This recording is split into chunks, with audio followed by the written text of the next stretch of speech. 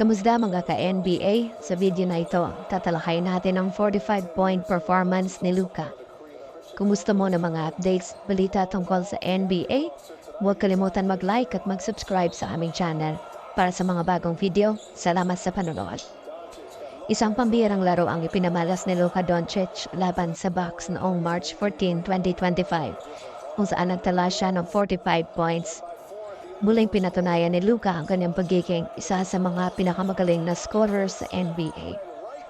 Kahit pa hindi ito naging sapat upang maagaw ang panalo mula sa Bucks, sa kabila ng kanyang malaking kontribusyon, nagpatuloy ang pagsadsad ng Los Angeles Lakers sa kanilang tatlong magkasunod na pagkatalo. Sa kabila ng kahangahangang performance ni Luka, hindi pa rin nakatulong ang kanyang 45 points upang makamit ang tagumpay.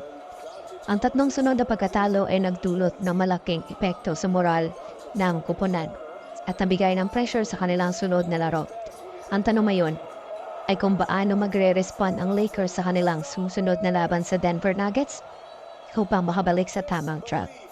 Sa mga susunod na araw, tiyak na mag-iisip ang coaching staff at mga players kung paano nila mapapaayos ang kanilang depensa at team dynamics.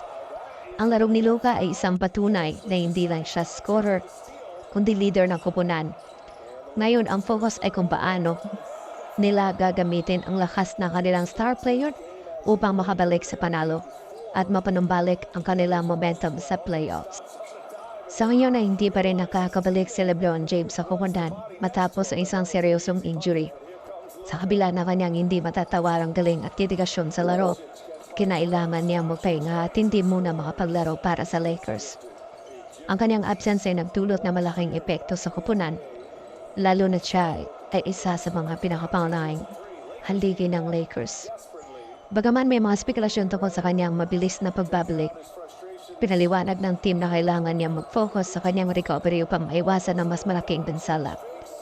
Ang pagkawala ni LeBron sa mga susunod na laro ay isang hamon para sa mga Lakers, pero umasa ang mga fans at buong kupunan na makakabalik sa lalong madaling panahon at magpatuloy ang pag-aatid ang kanyang legacy sa NBA.